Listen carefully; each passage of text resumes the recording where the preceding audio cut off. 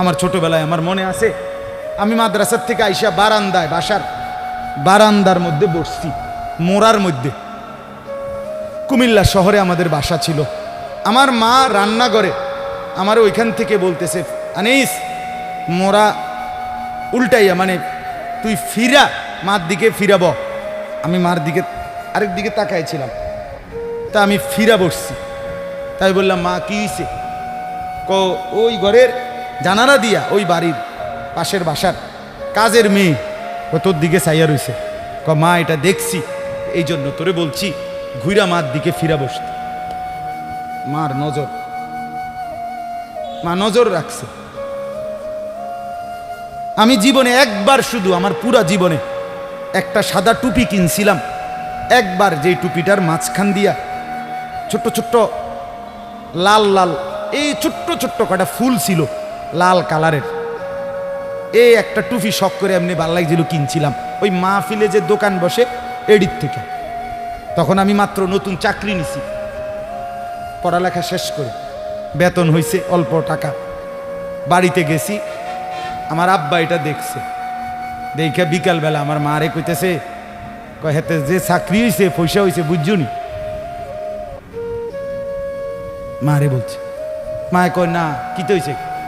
টুপি দেখছো না, টুপি দেখো না, রঙ্গিলা টুপি পিনছে, বুঝাই তো যায় ভূতের বেতন হয়েছে, চাকরি হয়েছে।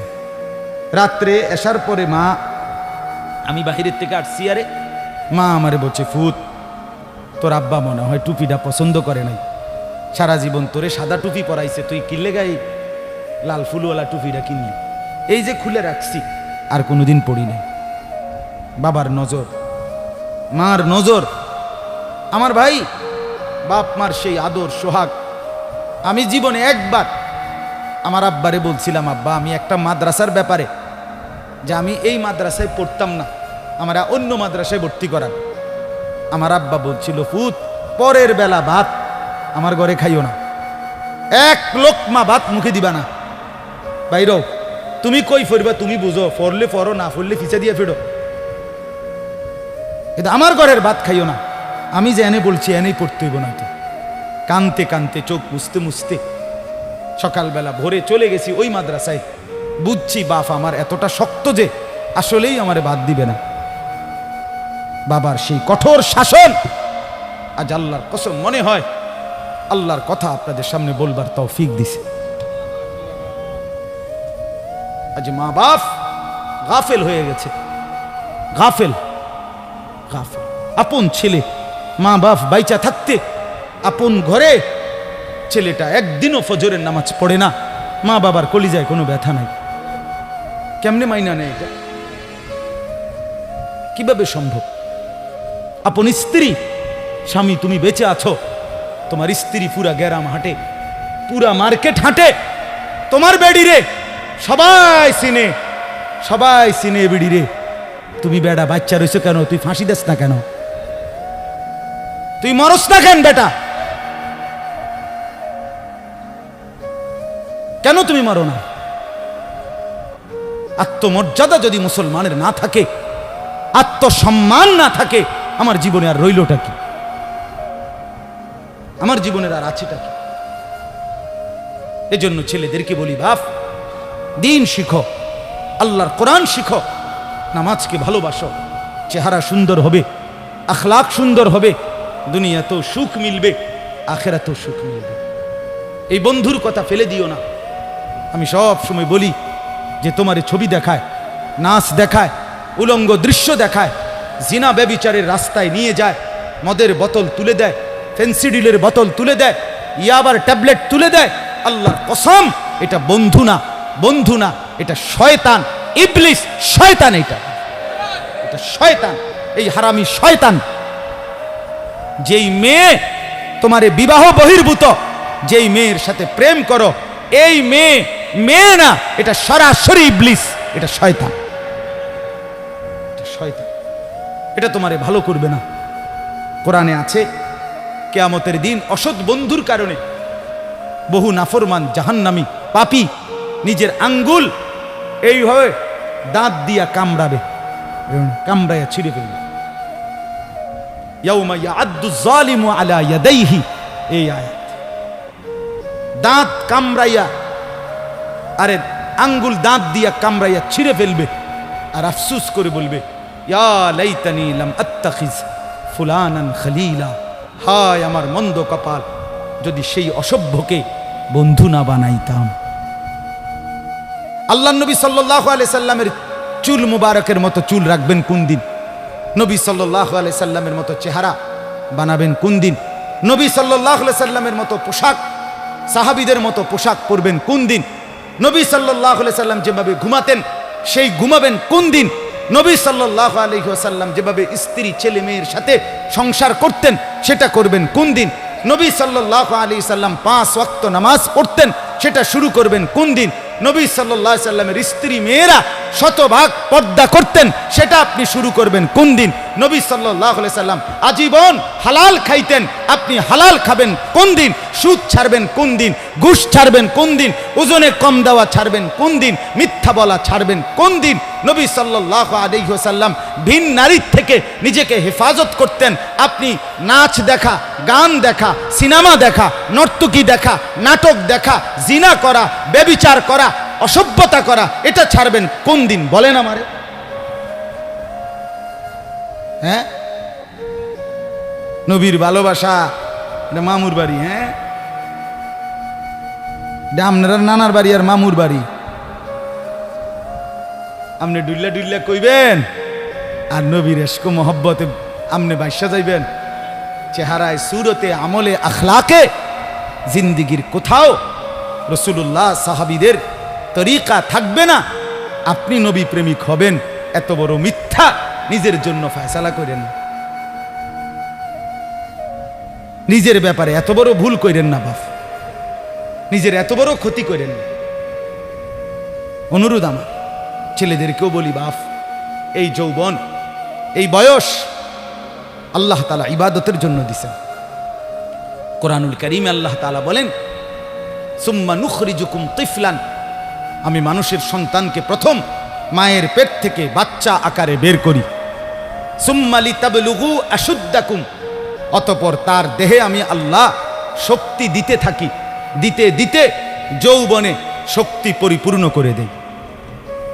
তাহলে আল্লাহ তাআলা যুবককে শক্তি পূর্ণ দিয়েছেন, আল্লাহর কসম, শুধুই আল্লাহ তাআলার বন্দেগীর জন্য।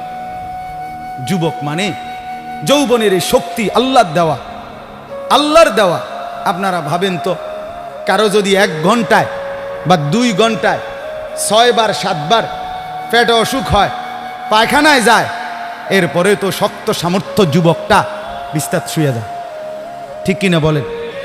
আপনি বলেন তো কেন বড়াই করছেন? আপনার কি হইছে? আপনার তো হাত খুললে গেছে, না পাও খুললে গেছে, না নাক ফুরে গেছে, কিচ্ছু তো হয় নাই। পায়খানা না বাইরিছে, দুর্গন্ধযুক্ত পায়খানা পেটের থেকে বাইরিছে। তুই বেটা এত দুর্বল, সামান্য পায়খানাই তোমার শরীর থেকে একটু বেশি বাইরিয়ে গেলে তুমি হুত্যা লাও, তুমি নি মাতবুরি দেখাও। এই অপদার্থ, তুমি অহংকার করো কেমনে? কথা বলেন, আমি বড়াই দেখাই কেমনে যে আমি সামান্য পায়খানা, এটার কাছে আমি এত দুর্বল, আমার কি বড়াই করা সাজে? তাহলে আমাদের প্রতি সেকেন্ডের সুস্থতা, আমাদের শক্তি সবল, এটা তো আল্লাহর দান। কার দেওয়া বলেন না? আল্লাহর দান। আল্লাহর দেওয়া সেই শক্তি, আল্লাহর দেওয়া সেই বল, আল্লাহর দেওয়া সেই সাহস, আল্লাহর দেওয়া সেই যৌবন আমার ভাই কেন না ফরমানের মধ্যে ব্যয় করে? কেন? আমি একটা ছোট্ট উদাহরণ দেই, এই কোরবানি সম্পর্কিত উদাহরণ, একটু মনোযোগ দিয়ে শুনেন। ওই যে যেখান থেকে কোরবানি শুরু, আদম আলাইহিস সালামের 2 ছেলে হাবিল কাবিল, জানেন না আপনারা? আমি পুরো ঘটনা বলতেছি না। তো আল্লাহ তাআলা 2 জনকে বলছে কোরবানি দিতে, এই প্রথম কোরবানি। ওয়ালিকুল্লি উম্মাতিন জাআলনা মানসাকান, এই সূরা হজ্জের মধ্যে আছে। আল্লাহ তাআলা বলেন, আমি প্রত্যেক জাতির জন্য কোরবানির হুকুম নির্ধারণ করেছি, একেবারে প্রথম থেকে, আদম আলাইহিস সালামের জামানা থেকে। তো আল্লাহ তাআলা বলেন, ওয়াতলু আলাইহিম নাবা আবনাই আদম বিল হক, হে নবী, আদমের 2 সন্তানের কোরবানির ঘটনাটা আপনি সঠিকভাবে আমার বান্দাদেরকে শুনান। কোরআনে আছে। তো এই আদমের দুই ছেলে হাবিল কাবিল ইজ কাররাবা কুরবানান, আল্লাহ বলেন তারা দুই ভাই যখন কোরবানি দিলেন, ফাতুকুব্বিলা মিন আহাদিহিমা, একজনের কোরবানি কবুল হলো, আলাম ইউতাকাব্বাল মিনাল আখার, আরেকজনের কোরবানি কবুল হলো না। ক্বালা লা আকতুলান্নাক, এই কথাটা খেয়াল করেন, কথাটা শুনেন। যে ভাইয়ের কোরবানি কবুল হয় নাই তার নাম হলো কাবিল, আর যার কোরবানি কবুল হয়েছে তার নাম কি?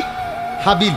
তো এই কাবিল যার কোরবানি কবুল হয় নাই, সে তার ভাই হাবিলকে বলল লা আকতুলান্নাকা, আমি তোকে মেরেই ফেলব। নাউজুবিল্লাহ। এই কথাটা একটু খেয়াল করেন। কাবিল বলল আমি তোকে মেরেই ফেলব, হাবিলকে বলছে আমি তোকে মেরেলাম। মানে কি? মানে হইল আমি যেই নারীর প্রতি আসক্ত, নারীর লোভ, আমি তোকে মেরে ফেলব প্রয়োজনে, এরপরও আমি যাকে চাচ্ছি আমি তাকেই বিয়ে করব। মূল কথা হইল এটা। নারীর লোভ কাবিলকে এ কথা বলায় ফেলছে, আমি তোকে মেরে ফেলবো, বিয়ে আমি করবই, আমি এই নারীকেই বিয়ে করব। অথচ এই নারীকে বিয়ে না করতে নিষেধ করছে এক নম্বরে সরাসরি আল্লাহ, কারণ এটা আল্লাহর হুকুম। বিয়ের যেই পদ্ধতিটা আল্লাহ বলছে, কাবিল তার উল্টাটা করছে, চাচ্ছে, তাহলে এটা প্রথম কার হুকুম? দুই নাম্বার, আদম আলাইহিস সালাম উনি একজন নবী কিনা, তাহলে এটা নবীরও হুকুম। তিন নাম্বার, আদম আলাইহিস সালাম এই কাবিলের বাপ কিনা, এটা বাবারও হুকুম।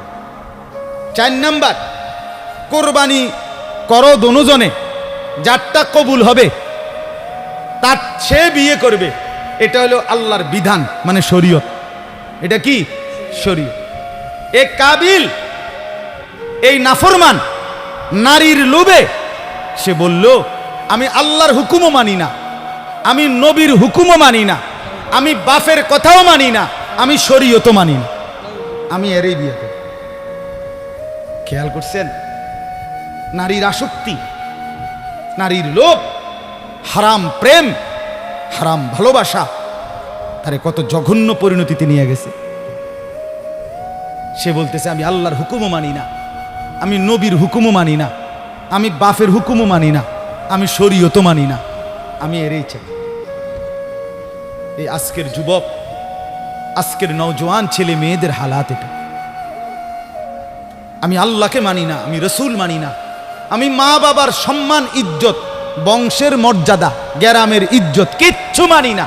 আমার দরকার আমার মোবাইল, আমার অশ্লীল ছবি, অবৈধ প্রেম, হারাম ভালোবাসা, কোনো মেয়ের সম্পর্ক, জিনা ব্যভিচারের সুযোগ, অশ্লীলতা, বেহায়াপনা, পার্ক, রেস্তোরাঁ, বিনোদন কেন্দ্র, হোটেল মোটেল, অথবা কোনো চিপা গল্লি, অথবা গোপন কোনো অসভ্য জায়গা। আমার দরকার নারী। আমি আল্লাহ মানি না, রসুল মানি না, মা বাপ মানি না, শরীয়ত মানি না, আমি চাই নারীর আসক্তি।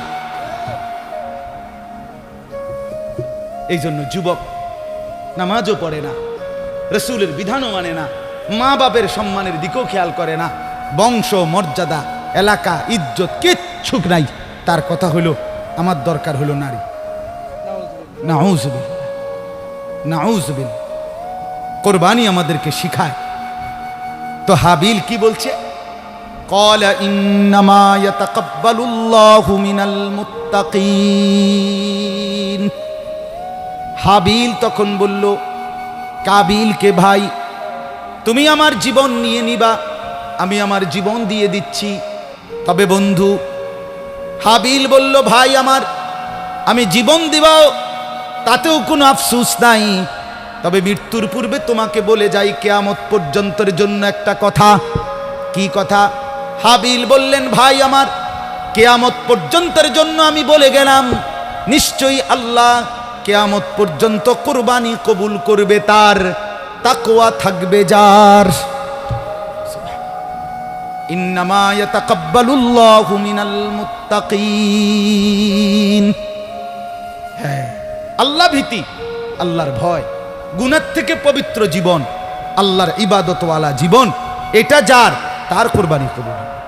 এজন্য গুনাহ থেকে যে বাঁচে না, আল্লাহর ইবাদত যে করে না, আমনের কোরবানি কবুল হবে না। দেনতেন নয় কান্না এমনি গোস্ত খাইতেন পারবেন, জোশ হইব, গোস্ত জোশ হইব। রুডি খোলার দিলে রুডিও খোলার ধইব, এটি ঠিক আছে, এটি অসুবিধা হইতো না। অলিদ মরিচ দিলে এটি জোশ হইব, কিন্তু আসমানে যাবে না, আসমানে যাবে না, আল্লাহ কবুল করবে না। আল্লাহ কবুল করার জন্য আল্লাহ স্পষ্ট বলে দিছে, লান ইয়ানালাল্লাহা লুহুমুহা ওয়ালা দিমাউহা ওয়ালাকিন ইয়ানালুহুত তাকওয়া মিনকুম। বান্দা, গোশত আমি নেই না, রক্তও আমি নেই না, আমি শুধু তাকওয়া নেই। কি নেই? কথা বলেন না। তাকওয়া মানে গুনাহমুক্ত জিন্দেগি। তাকওয়া মানে কি? গুনাহমুক্ত জিন্দেগি। তাকওয়া মানে ইবাদত যুক্ত জিন্দেগি। গুনাহ হবে না, ইবাদত ছুটবে না। কোরবানির গরু কিনতে গিয়া আমনে জোহরও পড়লেন না, আসরও পড়লেন না, মাগরিবও পড়লেন না, এশাও পড়লেন না। কোরবানির দিন আড্ডি কোবাইতে গিয়া আমনে জোহরও পড়লেন না, আসরও পড়লেন না, মাগরিবও পড়েন না। এরপরে আমনে যদি আইয়া এই মাইকেও কন আমি আল্লাহর জন্য কোরবানি দিছি, আমরা বুঝছি না। হ্যাঁ, আমরা সিরা খাই, কথা কয় না। আমরা কি সিরা খাই? হ্যাঁ, আমরা ভাত খাই না। আমি তো এই এখনো ভাত খাই আইছি ওই মহিউদ্দিন নগর মাদ্রাসায়। রোজা ছিলাম সারাদিন, মাগরিব পইরা ভাত খাইছি। আমরা কি সিরা ভাই? যে কোরবানি করতে গিয়ে আপনার এতগুলো নামাজ ছুটে গেল, এটা তো স্পষ্ট আপনি আল্লাহর জন্য কোরবানি দেন নাই। আল্লাহর জন্য কোরবানি দিলে নামাজ ছুটে কেন? কোরআন স্পষ্ট আছে। এই আয়াত আমি পড়ছি, এই দেখেন আল্লাহ তাআলা বলেন, ওয়াল বুদনা জাআলনাহা লাকুম মিন শাআইরিল্লাহ। এই তরজমা বললেই আমার কথা শেষ। রাত বেশি হওয়াতে আমি লম্বা করলাম না, আমার ইচ্ছা ছিল লম্বা বলার। আল্লাহ তাআলা বলেন, ওয়াল বুদনা জাআলনাহা লাকুম মিন শাআইরিল্লাহ।